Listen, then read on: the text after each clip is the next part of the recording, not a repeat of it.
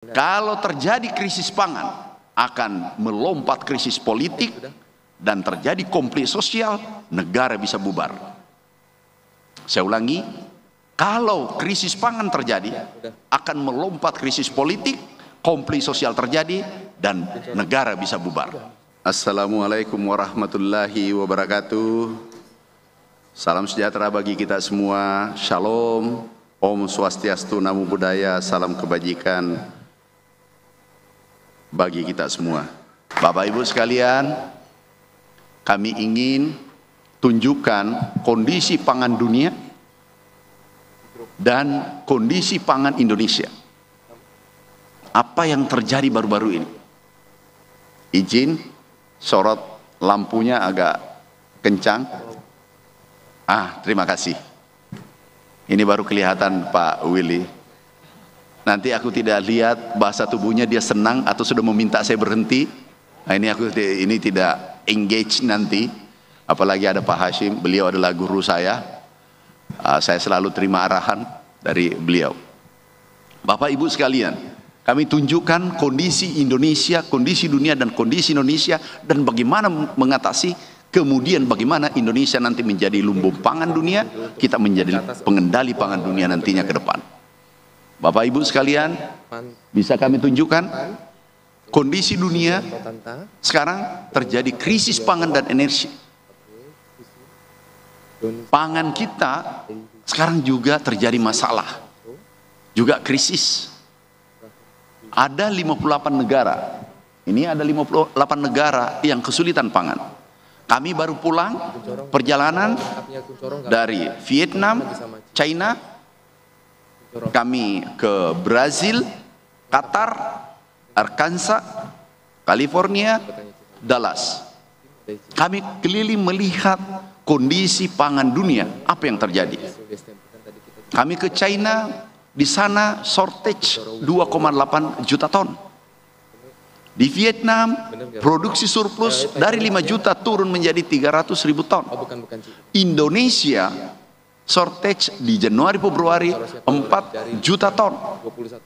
Kita impor dalam waktu singkat ini 7 juta ton. Kenapa? Karena ada climate change, ada kondisi iklim yang tidak menentu. Bapak Ibu sekalian, kalau krisis ekonomi terjadi, saya ulangi, kalau krisis ekonomi terjadi, pertanian tumbuh dengan baik karena nilai dolar terhadap rupiah itu naik, dan biasanya sektor pertanian tumbuh dengan luar biasa. Kemudian kalau terjadi krisis kesehatan, masih bisa kita tangani dengan pemerintah turun, TNI, Polri, Kejaksaan semua turun, pemerintah insya Allah tertangani dengan baik. Bahkan kita mampu bertahan di saat resesi dunia, kita mampu, ekonomi kita mampu bertahan. Dan terendah kemarin adalah -3 PDB kita. Tetapi Bapak Ibu, kalau terjadi krisis pangan, akan melompat krisis politik dan terjadi konflik sosial, negara bisa bubar. Saya ulangi, kalau krisis pangan terjadi, akan melompat krisis politik, konflik sosial terjadi, dan negara bisa bubar. Tidak ada pangan, tidak ada negara. Tidak ada pangan, tidak ada kehidupan. Oleh karena itu, pangan adalah sektor strategis. Kami sampaikan, Bapak Presiden terpilih sekarang luar biasa, visioner, mengatakan selesaikan pangan karena ini berbahaya ke depan. Indonesia tidak pernah terjadi El Nino. Yang dikatakan El Nino adalah panas bumi meningkat. Kami di Gorontalo 38 sampai 39 derajat pada saat itu. Dan terjadi kekeringan di seluruh Indonesia. Tahu Bapak Ibu, ini puluhan ribu tanaman kering. Kita tanam 2 minggu, tiba-tiba 2 minggu hujan hilang. Dan itu tidak pernah terjadi sepanjang masa. Selama kita merdeka, belum pernah terjadi. Ini menghantam Indonesia. Pada saat itu, kami dipanggil Bapak Presiden, Pak Amran, karena kami adalah sopir tembak, sopir sementara, baru 10 bulan jadi menteri. Yang kedua kalinya kami dipanggil. Beliau tanya, Pak Menteri, ini ada El Nino, lebih dahsyat. Dulu 2015 terjadi, tapi kita persiapkan sebelumnya sehingga impornya bisa kita tahan 1 juta. Tetapi 1,5 juta. Tetapi ini tidak dipersiapkan dengan baik sehingga tembus 7 juta. Ini El Nino-nya. Izin apa aku bisa bergeser sedikit supaya enggak statis? Boleh ya? Supaya kelihatan enak menyampaikan ke Bapak. Karena kami ingin sampaikan Indonesia menjadi swasembada pangan dan menjadi pemimpin pangan dunia nanti ke depan. Boleh ya?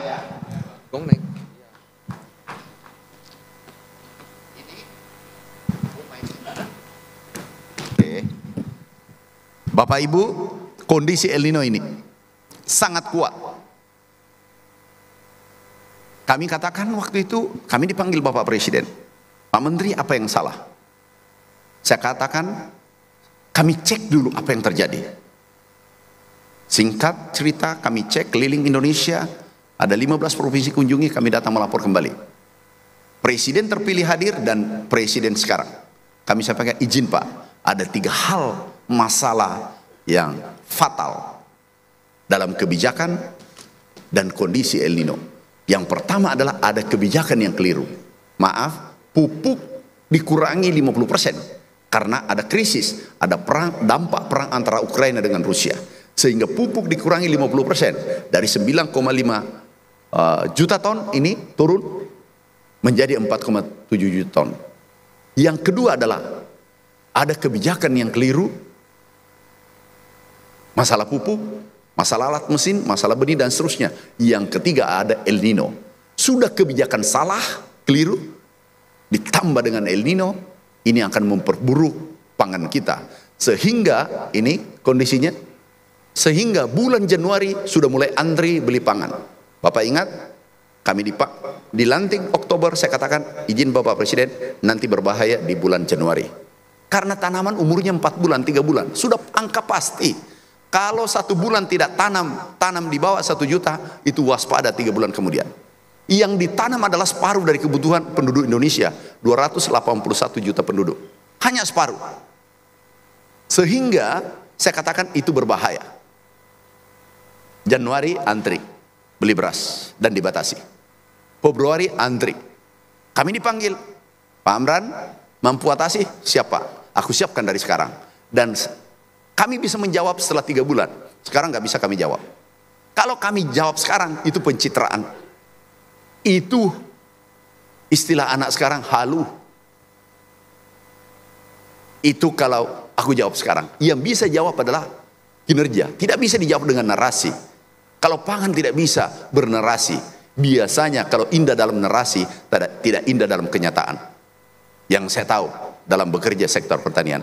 Ini antri, Januari antri, Februari antri, kami ditanya balik. Setelah kami kerja 2 bulan, 3 bulan, saya katakan, Pak, Lebaran aman. Maret aman. Benar, kami jamin sampai pelantikan. Alhamdulillah pelantikan tinggal 3 minggu.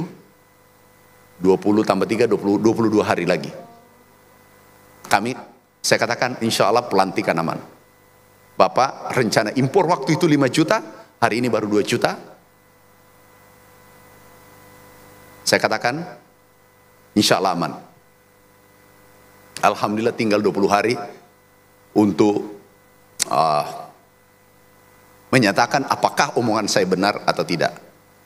Produksi, ditanya lagi, Pak Menteri apa solusinya? Solusi cepat untuk Indonesia karena ada El Nino, ada kekeringan. Solusinya adalah pompanisasi. Ada lahan upland di Jawa, 500.000 hektar, ini yang harus dipompa air.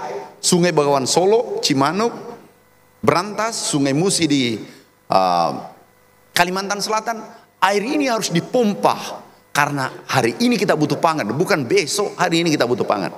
Akhirnya kita mau beli pompa, nggak ada pompa lagi, pompanya terbatas karena ada regulasi TKDN-nya, lokal kontennya harus 40%.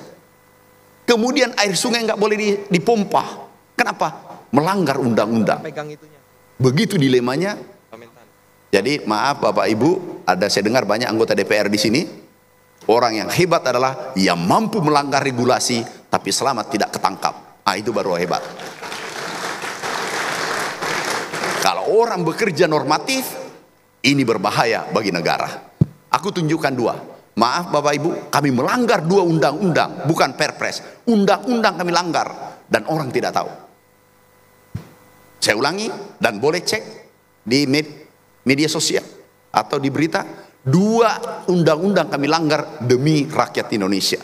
Saya katakan, kalau ini berbahaya untuk diriku, saya katakan sama keluarga, ikhlaskan saya berjuang untuk Republik ini.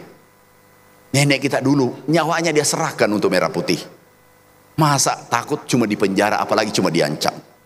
Akhirnya kami datang, Pak Presiden, kita pompanisasi, ada sawah kering tetapi ada air yang banyak. Di Begawan Solo, Cimanuk, kemudian Berantas, Sungai Musi. 4 sungai ini yang paling besar di Jawa, Pulau Jawa kita pompa. Ada 500.000 hektar bisa ditanami. Kami pompa, tiba-tiba ada Kementerian PU, Pak Menteri itu melanggar undang-undang. Akhirnya kami menghadap Bapak Presiden. Izin Bapak Presiden, kami menghadap dengan Menteri PU. Kami bertiga. Gimana Pak Mentan? Pak, solusinya cuma pompa. Cetak sawah tidak mungkin. Cetak 3 tahun baru bisa tanam. Ini penyesuaian. Kalau pompa, hari ini dipompa, besok bisa tanam. Terus Pak Menteri PU katakan, Pak Mentan, itu melanggar undang-undang. Itu ada konsensus dunia bahwa ada biota kita jaga 30%. Biota ini yang di sungai tidak boleh dia mati, harus dijaga. Itu undang-undang, perintah undang-undang. Baik Pak, tinggal 2 pilihan. Menjaga biota atau menjaga rakyat Indonesia 280 juta. 2 pilihan, tidak ada pilihan lain. Kita jaga biota atau jaga orang yang antri beli beras. Ini akan berlanjut kalau Bapak tidak izinkan saya pompa. Presiden putuskan, Pak Mentan butuh kapan? Aku butuh karena ada El Nino. Tahun depan, insya Allah mudah-mudahan tidak ada El Nino, aku tidak butuh lagi. Hanya butuh 1 tahun ini. Akhirnya kami diizinkan. Tapi jujur aku berani, tapi takut juga. Jangan-jangan nanti polisi lain ceritanya. Ini bisa masalah. Jangan-jangan jaksa nanti lain ceritanya. Sehingga kami telepon Pak Kapolri. Ada MOU. Ini ada Pak Kapolri. Bapak cinta negara. Oh pasti Pak, cinta harus dibubuhkan tanda tangan MOU antara pertanian dengan saya. Beliau kaget. Apa Pak Mentan? Beliau datang ke kantor, luar biasa Pak Kapolri. Beliau datang ke kantor, Pak, ada 2 pelanggaran besar yang kami lakukan. Yang pertama adalah memompa air sungai melanggar undang-undang. Dan pasti ditangkap, kena 12 pas itu tersangka. Yang kedua TKDN. Terus kenapa TKDN? Pompa tidak cukup, kami butuh 60.000, yang tersedia mungkin cuma 10.000. Terus aku harus impor. TKDN-nya bila perlu 0. Terus kalau Bapak tidak setuju, aku umumkan kita pilih kelaparan. Enggak apa-apa. Masyarakat Indonesia kelaparan, tapi saya umumkan gara-gara TKDN dengan sungai. Kalau sungai sudah selesai Menteri PU, kalau pompa tinggal Bapak. Karena pompanya sudah ada, aku siap impor, kapalkan dari negara lain. Ya, bolehlah Pak Mentan. Tapi boleh sampai akhir tahun? Iya Pak, sampai pelantikan, selesai pelantikan. Dalam hati saya, aku laporkan ke Presiden terpilih nanti, bahwa ini mau dilanjut ini Pak. Bapak, ini tidak mudah kami lalui. Kelihatan biasa-biasa. Kami kurang tidur. Asam lambung kami naik. Kami kurang tidur. Jam 2 tadi subuh kami sudah bangun. Memikirkan bagaimana memberi makan pada rakyat Indonesia. 281 juta tiap hari. 1 kelaparan, menterinya dihujat. 1 aja kelaparan dari 200 juta, menterinya pasti dihujat. Sehingga, alhamdulillah tanda tangan. Saya katakan ini belum cukup. Kami undang Mendagri. Saya katakan ini belum cukup. Kami undang Panglima TNI. Ini beliau baik-baik. Kami undang Pak Kasat. Terus di mana masalahnya? Pengusaha ada, di sini 80% pengusaha yang mau menangkap dengan ditangkap sama-sama tanda tangan. Itulah cerdas dan tidak ada dalam buku. Cerdas mengelola negara. Kami diminta juga tanda tangan pada saat tanda tangan berita acara. Antara yang mengadakan pompa, yang mengadakan sawah, yang pompanisasi, yang opera, tanda tangan bersama. Di lapangan, Kapolda, perintah Jaksa Agung, semua dan seterusnya. Setelah itu tanda tangan, bisa tunjukkan tanda tangannya. Pak Menteri, boleh nggak juga Pak Menteri tanda tangan? Nggak boleh dong. Menteri cuma satu. Biarlah dirjen saya ada 14. Kalau mau ditangkap dirjen saya diambil satu nggak masalah. Tapi jangan ganggu menterinya, karena menterinya adalah motor penggeraknya, pemikirnya Republik ini. Ini benar Pak. Ini tanda tangan. Ini Jenderal Kapolda, perintah Kapolri, Jaksa Agung, perintah. Kemudian di bawah adalah seluruh pengusahanya. Karena pengusaha takut. Pengusaha itu tidak takut rugi, tapi takut diproses. Benar Bapak Ibu? Coba Pak Hasim izin. Ini Bapak bahagia saya karena pasti sampai ke presiden terpilih kalau saya pidato di sini. Ini takut mau membantu negara Pak. Kemarin ada 22, tidak ada anggaran, berani Pak bekerja untuk Merah Putih. Ada satu umur 70, aku aja, Pak Bapak kaya, masa nggak mau bantu Merah Putih? Terus Pak istrinya cuma satu. Ngapain tidak mau bantu? Seandainya istrinya empat yang Bapak mau bantu. Bantulah negara ini sebelum Bapak menghadap ke Allah, kepada Tuhan. Akhirnya beliau tanda tangan dan mengeluarkan dana kurang lebih rencananya 4.200.000 hektar. Dan dia katakan enggak usah negara yang biaya, aku yang biaya. Di Kalimantan. Ini tanda tangan di dalam. Baru aku pulang, saya katakan, Pak, negara ini aku bukan orang hebat, tapi kalau kita kolaborasi, kita kerja untuk Merah Putih, kita bisa menjadi negara superpower. Tapi jangan saling mengganggu, jangan saling mengintip. Jangan begini. Kalau bisa dipersulit, kenapa dipermudah? Nah ini yang keliru. Nganggu penasihat hukumnya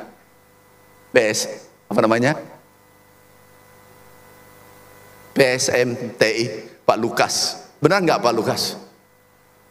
Benar, jadi kita ini membangun negara poco-poco. Seperti poco-poco, 2 kali maju 2 kali mundur. Kenapa? Kita saling intip. Kalau maaf, Bapak penasihat, Bapak Hasim yang saya banggakan, pengusaha itu siap tempur, tapi jangan diganggu. Ini tidak ada persoalan, kadang dicari persoalan. Nah di sini masalah besarnya, sehingga ini kami terbitkan. Pak Kapolri ketawa, Pak Jaksa Agung ketawa. Kok idenya Pak Mentan dari mana? Ngapain aku pusing? Yang diperiksa nanti palingan di provinsi, Kapolda, Pangdam, BPK, BPKP, kemudian pengusahanya tanda tangan semua. Yang mau memeriksa dan yang mau diperiksa tanda tangan. Ini nanti dipegang. Kalau ada pemeriksaan, periksa komandanmu. Ini komandanmu dulu tanda tangan yang menyuruh saya kerjakan proyek ini. Itulah yang tidak ada dalam buku dan tidak ada dalam regulasi pertanian, perpres, undang-undang tidak ada Pak Hasim, Pak Ketua. Tapi kami berani lakukan. Memang berisiko. Kami berani lakukan demi Merah Putih. Bapak Ibu sekalian, ke depan sudah habis waktunya. Enggak, maksud saya kita ketemu aku nih karena Pak Willy SMS-nya seperti hujan. Nggak ngerti ini Pak Willy, saya berteman, dipikir aku ngopi bertetangga. Dia tidak ngerti bahwa aku ini sudah menteri. Yang membutuhkan menteri ini yang mengemis rakyat peternakan, asosiasi ribuan bupati. Aku ini tidak tidur gara-gara SMS. Keluar dikirim. Saya jawab, iya aku hadir. Dikirim subuh lagi, dikirim pagi lagi. Ini pagi 5 kali SMS. Pak Willy, aku mau beritahu beliau, Pak Willy, teman, aku sudah jadi menteri, milik rakyat Republik Indonesia, bukan milik Pak Willy sendirian. Tapi nggak apa-apa, itulah kelebihan ketua umum, karena mampu memerintah. Menteri datang, memerintah karena Pak Amran datang. Pak Amran datang jam berapa? Posisi di mana? Ini lebih kejam daripada Jepang saat penjajahan Jepang. Oke, Bapak Ibu, aku lanjut. Kami lanjut satu persatu. Kami persingkat saja. Kami melihat gagasan besar Bapak Presiden. Kami hanya operator. Kami banyak diskusi beliau. Ini blueprintnya. Kami tarik unsur asta cita. Kami tarik di mana sektor beliau yang ingin beresin. Nih, swasembada, insya Allah dapat. Paling lambat 3 tahun, bisa lebih cepat. Kemudian ekspor strategis, pangan bergizi. Saya senang Bapak tadi peragakan. Ini luar biasa. Apa namanya tadi ini? Menari atau apa? Ini luar biasa. Kemudian program mandiri B50, pangan bergizi B50. Ini kami urai satu-satu dalam bentuk blueprint 5 tahun pemerintahan yang akan datang. Kemudian pangan, kita benih unggul, revitalisasi, semua irigasi yang dibangun pemerintahan kemarin 10 tahun, dan itu luar biasa. Ada 64, ini harus sinkron ke bawah sampai sawah. Selama ini maaf terjadi egoisme sektoral, sehingga air tidak mengalir sampai ke ujung, ke sawah. Padahal tujuan air ini adalah mengairi sawah yang ada di bawah. Ada 64, ini adalah bonus, ini keuntungan kita. Sehingga nanti ada bendungan 61, kita revitalisasi, airnya sampai ke ujung. Kemudian cetak sawah 3 juta, kalau ini kita lakukan, maaf Bapak Ibu, perkalian sederhana. Kalau 3 juta jadi kenyataan produksi 5 ton saja, apalagi 10 ton. 10 ton itu 30 juta ke depan setelah stabil. Kan ini tidak langsung. Anggaplah separuh. Berarti ini bisa produksi nanti ke depan 5 kali 3 itu 15 juta ton. 15 juta ton beras kita shortage cuma hanya 4 juta 5 juta bisa ekspor ke depan. Tapi janji kita adalah swasembada dulu. Maaf Bapak Ibu, dulu Indonesia swasembada 2017. Periode pertama kami 2018, 2020, 2021. Dan kita mendapatkan penghargaan tertinggi dunia ketahanan pangan, food security. Itu kita dapatkan dari FAO. Nih, setelah 40 tahun Indonesia merdeka. Dulu Pak Harto 84, baru sekarang dapatkan penghargaan baru-baru ini. Tapi ke depan, kalau kita menjadi lumbung pangan dan eksportir, pertama sejarah selama Indonesia merdeka. Mudah-mudahan pemerintahan Bapak Presiden terpilih Bapak Prabowo bisa mencetak sejarah pertama kita menjadi eksportir beras dari Indonesia ke seluruh dunia.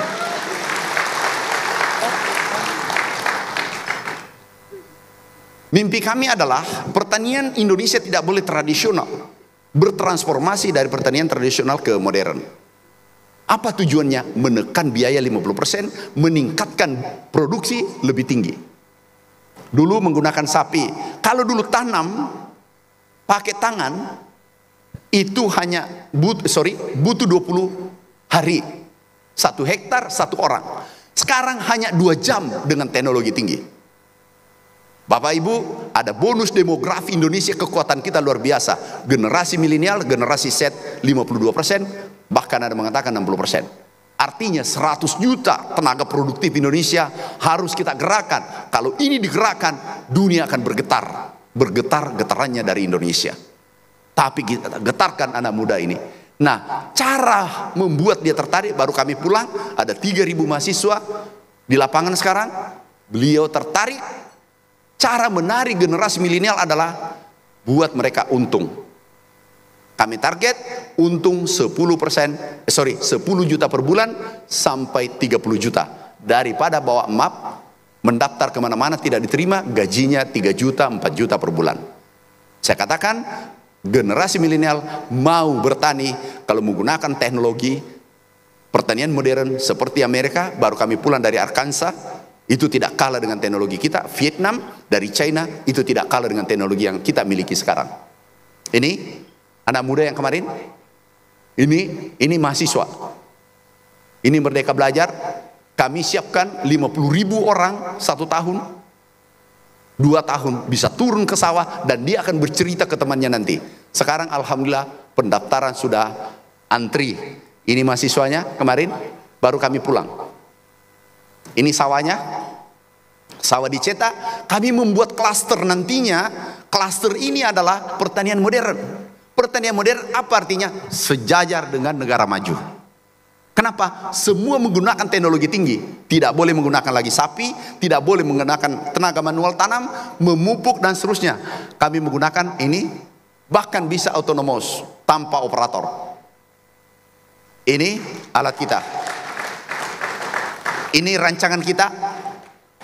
Ini alat tanam. Dulu menggunakan 20 orang, sekarang menggunakan tidak ada orang. Nah, ini alat tanam. Kami rancang di 2016, tapi maaf terhenti.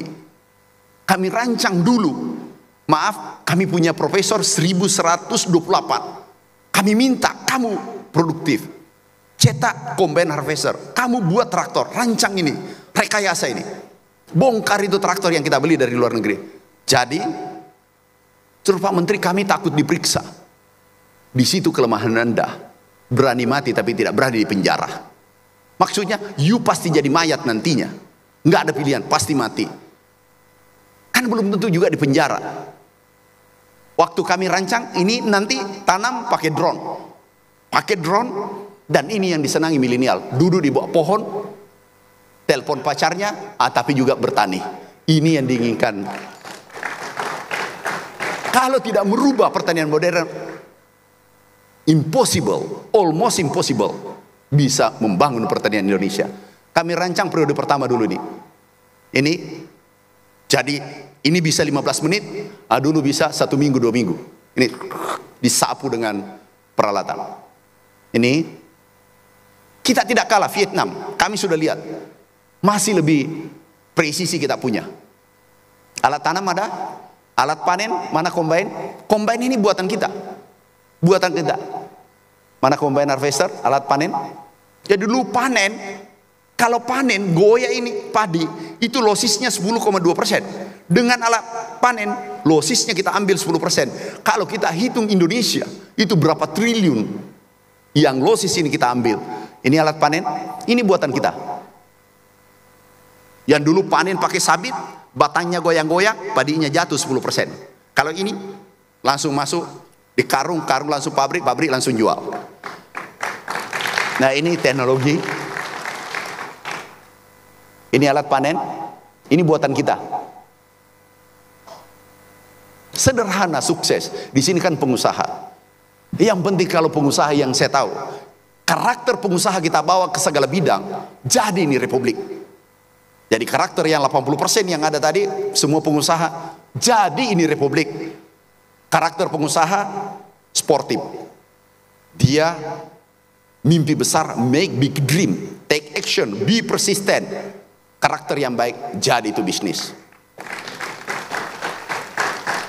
Orang pintar dari mana? Hanya mengulangi buku 20 kali, baca 20 kali, pasti jadi profesor. Kami juga mengajar. Kalau dibaca 20 kali pasti bisa. Kemauan, ada passion, ada kemauan keras, pasti jadi. Nah ini, tapi kita yang mengkritik adalah mengkritik pertanian. Ini gila, sarjana sosial, nggak ngerti apa-apa. Di situ masalah besar kita. Oke, ini pertanian modern kita bangun. Kemudian ini sudah terjadi, ada 2 wilayah. Bisa tunjukkan? Bisa tunjukkan? Nah ini Papua. Bapak Ibu, kami rancang 2016 dulu. Rancang 2016 terhenti. Maaf, terhenti. Kami sudah rancang. Kalau ini dilanjutkan, itu kita sudah bisa menjadi negara pengekspor. Ini kami rancang, kami kembali ke Papua, melihat kembali yang kami bangun 6-7 tahun yang lalu, kami lihat ini sudah berjalan dengan baik. Sekarang sudah hampir 40.000. Nah ini kalau kita kerja, kalau bernarasi nggak bisa menghasilkan apa-apa. Ini kalau dicerita, ini sudah 40.000, kami sudah 6 bulan bekerja, sudah 40.000. Ini dikunjungi Bapak Presiden. Ini 33.000, sekarang hari ini mungkin sudah hampir 40.000 dari target. Bisa lihat kunjungan Bapak Presiden. Nah ini Bapak Presiden, Mendagri, Mendak, semua lihat. Jadi ya, iya Pak, kalau dikerjakan pasti jadi. Tapi kalau dipikirkan tidak jadi. Gagasan tanpa action, nol. Kemudian ada lagi yang menarik. Memang hokinya Bapak Presiden terpilih itu hebat. 5 tahun aku jadi menteri nggak pernah lihat ini lahan. Kalau aku dapat pasti aku beresin. Baru aku dapat 3 bulan lalu, 2 bulan lalu. Nih Kalimantan Tengah.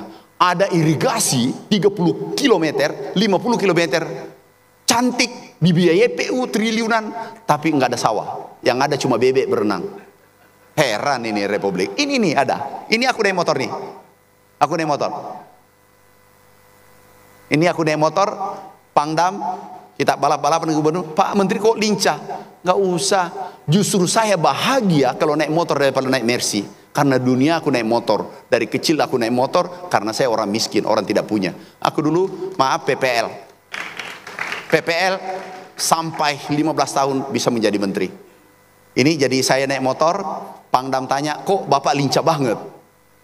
Kelihatan bahagia sekali naik motor. Aku ingat di saat saya miskin, jatuh cinta tapi ditolak. Dan aku beritahu mereka, kamu menyesal nanti 15 tahun kemudian. Hari ini terjadi.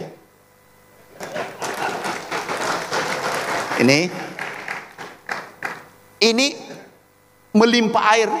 Pak, ini air nih. Ini air tapi tidak ada sawah. Itu ada 200.000 hektar. Kalau itu kita tanami 3 kali, persoalan tadi 4 juta selesai. Nih, kami sudah bangun, baru kami tiba kemarin bawa alat mesin pertanian. Kemudian ini ada 500.000 hektar, kita akan bangun di sana nanti. Sekarang sudah kerja, curi start, APBN-nya belum ada, tapi kami libatkan seluruh aparat penegak hukum. Oke, next. Ekspor, persingkat, ekspor tertinggi adalah kopi, kakao, ini yang tertinggi. Kita ekspor sekarang 500 triliun. Mimpi kami 5 sampai 10 tahun ke depan kita hilirisasi ini ekspor ke depan. Kalau hilirisasi yang bisa adalah pengusaha yang ada dalam ruangan ini hilirisasi sektor pertanian. Tahu Bapak Ibu, kalau kita ke Singapura, keluarga kita canggih beli coklat dan bangga membeli coklat, padahal kakaonya dari Sulsel, mentenya dari Sulawesi Tenggara, hanya diulek oleh Singapura, baru dijual mahal ke Indonesia. Ini kami hitung kemarin 26.000 kalau dia bahan baku, kemudian 1 juta kalau dia bahan jadi menjadi coklat, Silver Queen dan seterusnya. Nah, ini kita harus hilirisasi. Bapak bayangkan kalau 500 triliun ekspor kita dihilirisasi naik 20 kali lipat, 10.000 triliun dolar kita bisa 1,5 ribu. 1 dolar 5.000. Sekarang 15.000. Nah, ini yang kita harus lakukan, hilirisasi sektor yang demand-nya di tingkat dunia lagi dibutuhkan. Next. Nah, ini pangan bergizi. Bapak Ibu, mimpi kita adalah pangan bergizi tidak diimpor, tetapi dihasilkan di pekarangan. Ini sudah surplus. Kita mensuplai dunia minyak goreng, telur surplus, ikan surplus, ayam surplus. Tinggal ini kita tinggal substitusi. Yang kita butuh protein, bukan ayam, bukan susu, tapi protein. Proteinnya dari mana? Dari ayam. Karbohidratnya dari mana? Dari jagung, dari ubi, dari kentang, dan seterusnya. Nah, sehingga uang yang dibawa nanti untuk pangan bergizi itu ekonomi bergerak di desa. Kalau ekonomi bergerak di desa, maaf Bapak Ibu, kerusuhan berkurang karena ekonomi di desa bergerak. Kenakalan berkurang, kriminal berkurang. Kalau kita gerakkan nanti semua bahan baku pangan bergizi, kami sarankan adalah diambil dari rumah tangga atau di desa. Next. Ini kami sudah lakukan dulu. Ayam rumah tangga kita berikan. Bapak Ibu tahu potensi rumah tangga 70 juta rumah tangga Indonesia, belanja 2 juta per bulan, itu sama dengan 1.400 triliun, setengah APBN. Tapi kita harus gerakkan. Next. Kemudian yang terakhir, ini terakhir Pak, B50. Kita negara besar, ini pengusaha, enak nih, kita diskusi. B50 bisa dijadikan solar, bisa dijadikan minyak goreng. Saya ulang, B50 biofuel CPO kita menguasai dunia, kita menguasai 58% sampai 60%. Ini kita kuasai dunia. Tapi anehnya yang mengatur adalah negara lain. Ini yang tidak benar. Nah, Eropa selalu berteriak deforestation, kerusakan lingkungan dan seterusnya. Amerika berteriak. Lah, Eropa berteriak. Nanti mimpi besar kita B50, ini gagasan presiden terpilih. B50 kita dorong, kita stop ekspor 5,3 juta ton, pasti harga CPO naik, petani kita sejahtera, income devisa kita naik, bisa 2 kali lipat. Tapi tidak mengeluarkan apa-apa. Dan banyak ada pengusaha sawit tadi di samping, tunggu kebijakan itu Pak, Bapak cetak dolar. Kami tarik dari pasar 5,3, dan kami sudah bicara dengan Eropa kemarin, dia mulai ketakutan. Maaf, presiden terpilih aku bahagia, karena beliau tegas. Saat ketemu Macron mengatakan, ini kerusakan lingkungan dan seterusnya. Presiden terpilih mengatakan, sabar, sebentar lagi aku stop ekspor. Baru panik karena tidak mudah mencetak CPO baru. Pak, pernah terjadi kita tahan ekspor. Ini pernah terjadi kita stop ekspor, naik 100% harganya. Kalau 100% naik, kita 400 triliun, 450, ini bisa 1.000 triliun. Cuma gini, keluarkan kebijakan, selesai. Kemudian impor solar yang kita 5,3 juta ton, kita stop. Harga solar dunia turun, harga CPO naik. Yang diuntungkan adalah rakyat Indonesia. Ini kebijakan sederhana. Nanti Pak, Bapak bayangkan, Bapak pengusaha nih, Bapak butuh gula, aku tiba-tiba stop. Apa bisa beli gula ditukar dengan ikan? Nggak mungkin. Nah, Eropa yang selalu berteriak, aku katakan yang pertama adalah Eropa. Kami tahan 2,3 juta ton, sudah 4 duta besar datang. Pak Amran, aku tidak ikut, aku tetap mau CPO. Ini baru kita ancam. Ini bisa ancam. Buktinya, ini pernah, tadi, ini 5,3 kita impor, ini buktinya 100% naik. Jadi ini politik ekonomi kita gunakan. Negara kita, negara besar. Bisa super power nantinya. Bayangkan kalau 500 triliun CPO kita kendalikan, 500 triliun kita hilirisasi, bisa menghasilkan 20.000 triliun ke depan. Dolar kita bisa 105.000 ke depan. Benar Bapak Ibu? Karena Bapak pengusaha. Masuk akal nggak? Masuk akal? Pasti masuk karena sesama pengusaha yang diskusi. Yang bahaya kalau tidak ngerti bisnis, dia cerita bisnis, dia tidak ngerti pertanian. Inilah yang merusak negara kita. Tidak ngerti pertanian, tapi seakan-akan lebih pintar daripada kita yang bekerja di lapangan. Itu masalah besar kita. Tapi biarlah, karena kehidupannya dia di situ.